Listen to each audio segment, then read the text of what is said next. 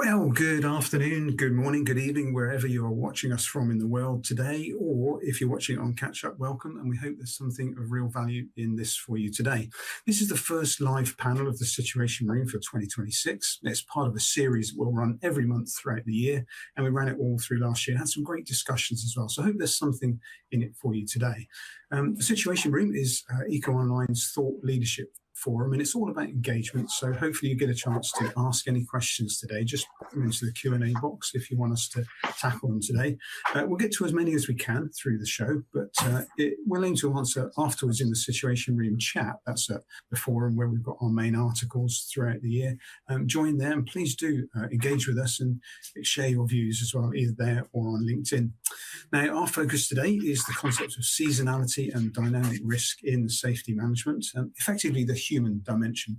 And for this, today I'm joined by two absolute experts, which I'm delighted to welcome to our panel today. We've got Anya Elshaw, who's our senior people partner here. She's got deep global experience of human factors in multiple sectors. She's a coach, she's a neuro-linguistic practitioner, and she understands on how people learn and make decisions in operational contexts. So thank you, Anya.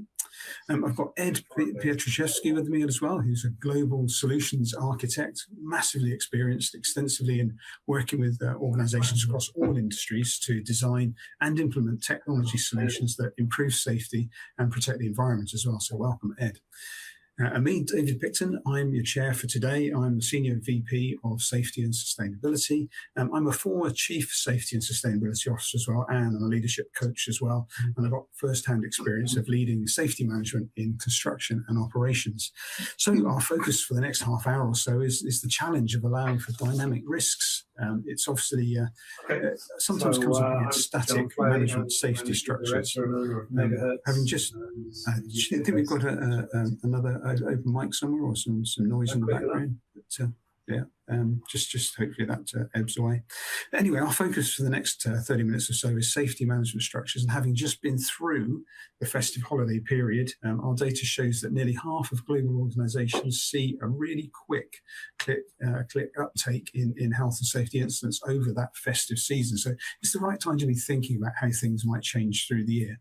Because, of course, the holidays aren't the only time when safety risks jump up. I mean, the reality is that human-centered health and safety risks are rarely static. Most dynamic risk factors are, of course, the humans themselves when we put them in contact with safety situations. So elements these days, from mental health to physical health, they shift with the seasons and deadlines, different makeup of the workforce, operating pressures, and even geographies, really. They all bring some sort of subtle and nuanced variables into the equation when we're thinking about safety management. There's often extra stress, of course, at different times of the year. The American Psychological Association suggests that around 90% of adults say they feel stressed during the holidays. If you think about final quarter deadlines in warehousing and retail, that's increasing some fatigue and some manual handling injuries. They can rise by up to 15% in peak periods. The sick season, the healthcare season, if you like, increases patient numbers and pressure on staff. Year-end tax deadlines as well drive long hours and overload in the financial services. And you get weather windows and project deadlines that can seriously compress schedules and mental health risks in the highly demanding world of construction. And it's not just direct workers, of course, who are at risk. Contractors, temporary, seasonal workers are most consistently left out of safety planning. And research shows they face up to a 3 times greater risk of occupational injuries. So it can be a real nuanced thing when you're thinking about this across different parts of equipment and site layouts. So we've got some compressed, inconsistent training, different PPE standards. The whole thing comes together to make safety quite a dynamic situation. So as safety and sustainability leaders, we're reviewing our approach to the risk in the year ahead. Our exam question today is, how do we avoid being a bit underprotected, possibly in some areas, and possibly even a bit overprotected in others? So to that headline question, Ed, I wonder if we could start with you first. How can safety and sustainability professionals allow for seasonality and dynamic risk in safety management? Absolutely. Thanks, David. So look, the first thing I'd say is introducing a concept of treating safety like operations, okay? And that is dynamic by design. So we've got lots of data and you know, we can use lagging and leading indicators to actually adapt what are traditionally quite static controls to be more adaptive based on known seasonal spikes in risk. Okay, so, and then we can combine those controls and leverage sort of tools like LMS or increased toolbox for. But those indicators can actually be enhanced further by leveraging and joining up wider data sets. Okay, so if we combine better data sets and better forecasting of those seasonal spikes with more agile rather than static controls, then we really sort of start to move the needle on that. So, for example, we can combine EHS data with HR data, with operational data, telematics, access control, weather data, and so on. So essentially what we're doing there is we're moving away from a static, reactive, and moving to a predictive state rather than a reactive one. Brilliant, thanks, Ed. Yeah, indeed, and it's that idea of bringing in other data sets. I think really powerful, as you say, isn't it? Anya, can I come to you actually to ask your thoughts how safety and sustainability professionals can allow for that seasonality and dynamic risk in the human dimension? Sure, thanks, David. Yeah, so I've worked in people-centered roles for 25 years now, and what I've experienced is that, we don't operate in steady state conditions. By nature, we are inconsistent. It sounds simple, but, our capacity shifts with workload, deadlines, stress, what's going on at home, and the time of year can also impact our behavior. So safety and sustainability professionals shouldn't assume that people perform the same way every day. Real humans, we've good days, bad days, we've busy periods, and we do have times when we are stretched thin. So staying close to the work, listening, observing, and understanding how people feel can really help spot the early signs of rising risk. So dynamic risk management builds in flexibility to be able to flex with people. It allows for adjusting workloads, flexing communication and support when we know people are under pressure. So in other words, for me, it's about creating systems that work with how people actually behave, not how we wish they behave, and treating risk as dynamic and not static. Short and frequent check-ins with people, and empowering workers to pause and reassess when needed. All of this helps to keep risk visible as it evolves.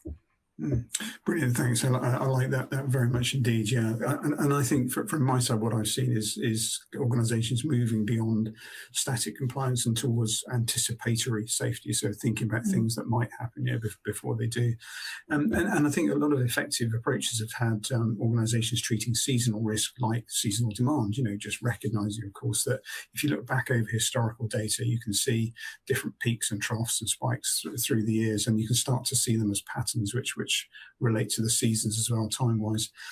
What I've seen work well has been targeted safety campaigns, and tailored communications. It might be around sort of summer social activities, or actually the winter one we've just been through, dark winter commutes, if you like, and we're still living a bit of that in the UK and the Northern Hemisphere as well, of course. But I've also seen companies adapting inductions and supervision sort of specifically for the groups most affected by this, so that they might put on different talks, if you like, for temporary workers or contractors or night shift staff as well.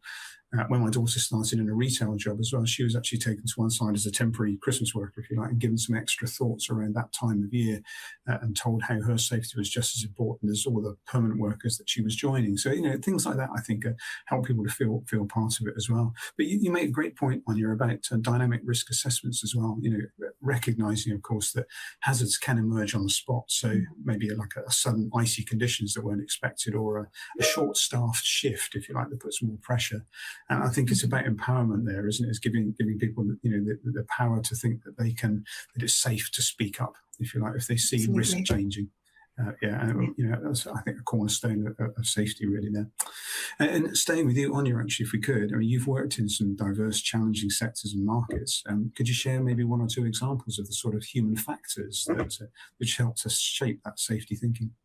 Yeah, sure. There's a few that are top of mind, and the first one for me is cognitive overload. So, in fast-paced environments, like our own, like SaaS or in tech support, people do make poorer decisions when they're juggling too much. Safety controls, therefore, need to be simplified, not made more complex. So, when there's a clutter or a lack of clarity, mistakes are more likely to happen. So, our goal should be to reduce mental load so people can focus on the tasks that actually matter and not be navigating the process around the task. So, if you think about many of the processes that most businesses have at year end, at this time of year, what can we do to remove the complexity, and think about, removing the overload from these processes. So that's kind of the first example for me. And I really think, another example is around belonging and confidence. So if people don't feel connected to their team, their role or their organization, then they're far less likely to speak up or challenge if they do feel like they're in an unsafe situation. So a strong sense of belonging is a safety control in itself, because people who feel included are more likely, like you say, to speak up and have somewhere to speak. Yes, that's a great point. Like you say, it's creating that that sort of permission, if you like, to actually sort of get involved. But I like your point as well about cognitive overload, because there'll be times when people feel a little bit more capable than others, when they feel like it's just too much, and that's absolutely, the more complex it is, the harder it is to engage with. One of the questions that's come in on the chat actually here, just that's come in, is how could organisations get a better understanding of their risk seasonality profile? I'll take this one if that's okay. I think what we've seen work well in the past is sort of systematically reviewing historical data, finding ways to bring in diverse data, perhaps beyond the traditional safety approach, really, and then using that to build this whole culture of proactive awareness. So we might look for some relevant data points, which might include things like absence rates from HR systems and so on and so forth, and then analysing those past incidents and categorising them by month or week or time of day, and then looking for those consistent spikes and seeing where the patterns come out. We've already touched on a couple of them. This idea of the final quarter of the year in retail and logistics is, of course, tough as people approach Christmas. There is a sick season in healthcare, of course, and we mentioned the tax year for financial services. So I think if you can correlate the safety data with the HR and the operational data as well, and then if you get really, really smart about it, start to overlay things like weather patterns from environmental data, so you can see how temperature can affect things, perhaps in heat stress situations. Using that kind of graphic approach to that, you can start to visualize incident frequency across different periods of the year, and you can see where repeating patterns become apparent, especially if you use several years worth of data. But beyond just identifying when incidents happen, what we're looking for is that sort of root cause analysis to why, of course, they happen. The fact that you've got a winter spike might not necessarily be due to weather conditions. It might be that there's poor lighting around that area, and the darker nights obviously just exacerbate that. So I think documenting the key strategic and operational season risks, if you like, into a formal risk profile or risk register. The fundamental thing, of course, is then keeping that under continuous monitoring and regularly reviewing it and bringing new threats, really. Let's turn our mind, I think, now to the idea of lone workers, because we're seeing a significant rise in that. And Ed, I wonder if we can come to you first and ask you how you feel that the nature of dynamic risk changes when we talk about lone workers. Yeah, so look, I mean, I think the sort of variability can actually hit a lone worker harder, because they're often having to make decisions on the spot on their own. They can't bounce off a colleague. And so in my area, sort of conversely to that, it's actually one of the areas where sort of adaptive risk control can have one of the biggest impacts quickly. And actually, things like weather can change, fatigue can become a factor, time of the day could be a factor, and all these kind of different factors start to render a static approach quite ineffective. So look, technology is always my go-to in my role, and I believe technology can play a significant role here. Essentially, you can provide a worker guidance, you can give them support relevant to their conditions. Examples include lone worker tools, geofencing alerts, pre-task risk assessments, But I think beyond the technology, there's actually a change in mindset as well, in terms of sort of empowering lone workers with the knowledge and the remit to make informed, live and dynamic risk-based decisions themselves. Okay. And really moving away from that kind of mindset of, whatever it takes to get the job done, right? Which I think is really dangerous. And that's, that's a cultural shift as much as it is sort of a dynamic risk approach. Yeah, you're right. I think certainly the echoes for me, I think, that lone workers obviously lack that immediate support of somebody to cross-verify risks. Certainly, somebody who can actually, second guess them or second check them, really. So also minor, in that sort of context, a minor change in a situation, a minor change in a risk profile can rapidly escalate. So for example, a slip or a bit of a sudden illness in an office environment is a completely different context, of course, and actually could become life-threatening for a worker who's on their own. So I think it's a real issue. The other thing we've seen and heard a lot about is those in sort of people-facing roles. It might be perhaps people doing social work, for example, or something like that. And what I've heard from a number of the organisations we work with, is that they can face real challenges where, of course, they're working with the public in complex situations, which could start off with sort of verbal abuse, but potentially could be a physical risk over time as well. And people, I think in that situation, if the aggressor, if you thinks there's no witnesses around, then that can, potentially become a real challenge. So I think lone workers often operate in areas where the employer has no direct control over it. And I think, Ed, exactly as you say, that's where technology then, can really play a very strong part in their lone worker applications, driving sort of proactive prevention and putting some safety nets, if you like, some digital safety nets in place, to help folks with that challenge. But of course, a critical component is that right to trust their gut and abandon a task if a dynamic assessment, like Anya was talking about, suggests that a risk has changed or a situation has changed as well.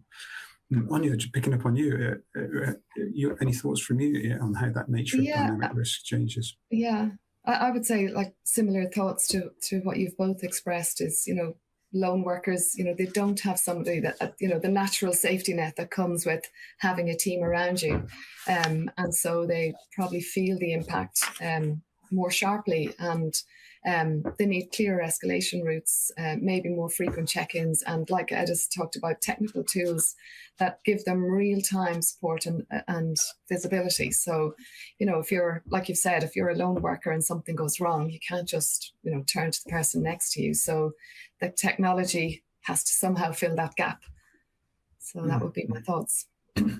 Yeah, indeed, really. And we've seen a significant rise in the number of workers that are working alone. I think particularly after the COVID epidemic and the pandemic, I think they changed working patterns, of course, as well, with a lot more people working remotely.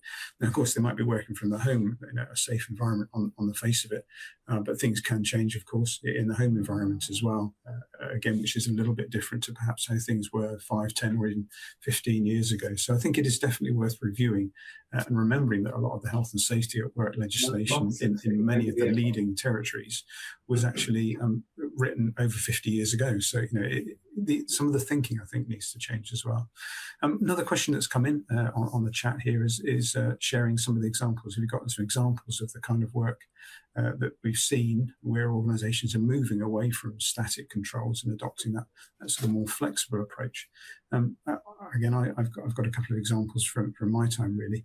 I've seen organisations move away from monthly static audits, if you like, particularly for high risk type activities, and in some cases even move to daily site observations, really. And they've used that as almost like a hot feedback piece. So they'll increase the toolbox talks or hot feedback for high risk projects where they see those hot spots, really. So not treating it as one size fits all, just very much focusing in on specific activities which are higher risk. The other one which I've seen recently is companies using a number of visual scanning techniques, really. So they're using computer systems with visual scanning of live warehouse feeds where you've got CCTV.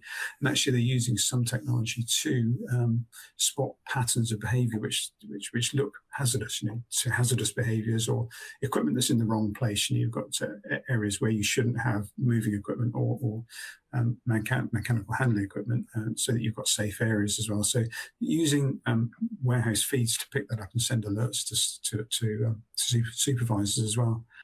I've seen a lot of work in the transport sector as well, where they've moved away from static fixed hours of safety for heavy goods vehicle drivers and into sort of in-cab fatigue monitoring systems, really. So they're using cameras and sensors to track eye closure and facial expressions, and that can send a little alert to the driver as well. So that's the idea of dynamic risk rather than just static driving hours. We touched on lone workers, of course, and they've got those the technology approaches coming in, particularly in areas like utilities where there's a high field population. But I've even seen examples where that manufacturers are deploying connected PPE, so that protective equipment has got sensors, as part of it as well. So that's integrating those sensors into their smart helmets or vests, really. And in that case, you're getting a direct feed from the conditions that worker is facing.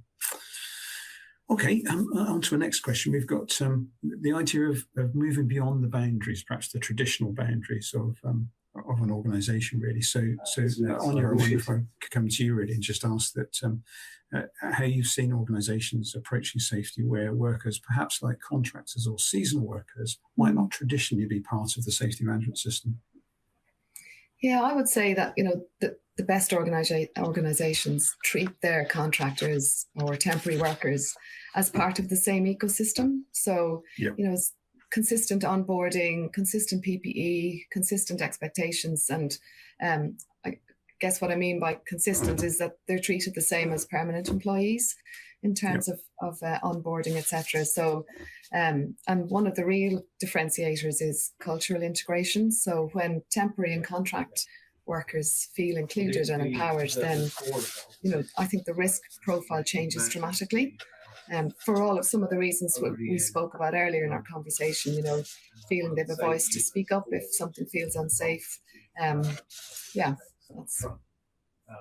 indeed. And I think you're right. I think when I think about contractors particularly and supply chain workers, as an ex-supply chain director, this one's sort of very close to my heart, really.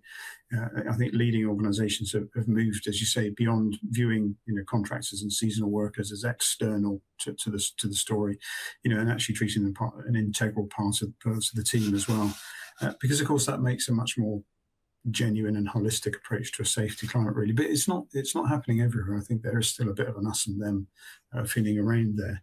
But that idea of this sort of one team philosophy, bridges that gap as well.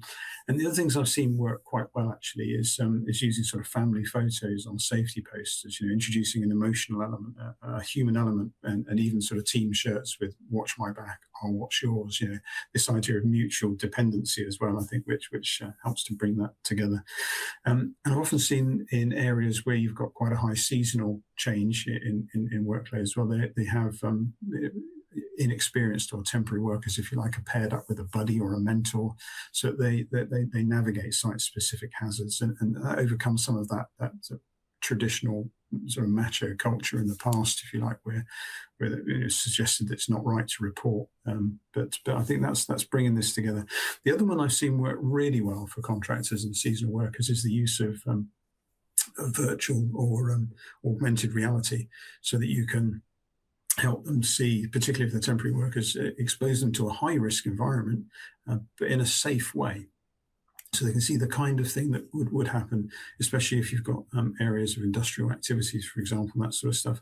And the studies have shown they've got much better knowledge retention and understanding compared to just a static briefing or a presentation. I've seen that work very well in the rail environment. We've got rail contractors that are able to walk through a certain situation or a work site long before they actually get to put boots on the ground.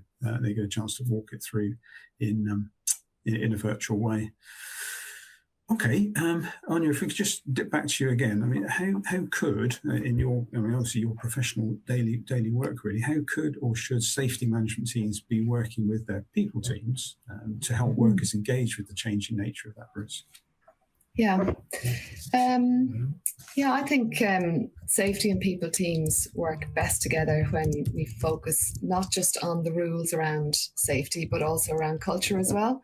That we have very much a shared view that safety it's just part of everyday work. It's not a form to fill in.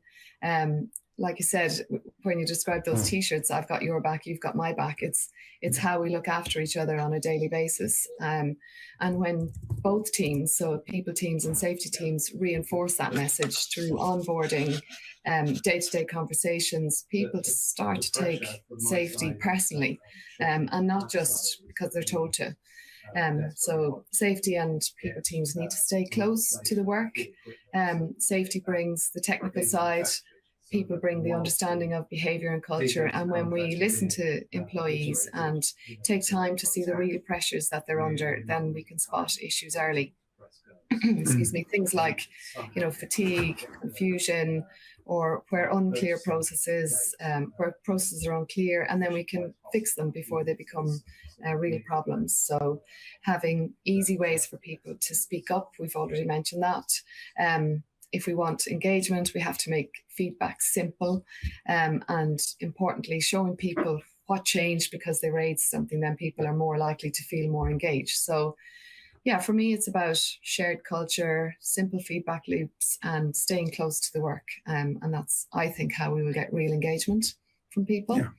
Yeah, perfect. Thank you for that. Ed, I wonder if we could turn to you now, because one of the other things we've talked about a lot is that the data and safety management systems is often simply used for compliance, but a lot of companies now are making it so much more valuable by going beyond simple compliance. Are there any examples you might be able to share for that, which helps with this dynamic risk assessment? Yeah, I mean, I guess simply put, I think the data and safety management systems is the opportunity to move to a predictive state. For me, that's what it represents.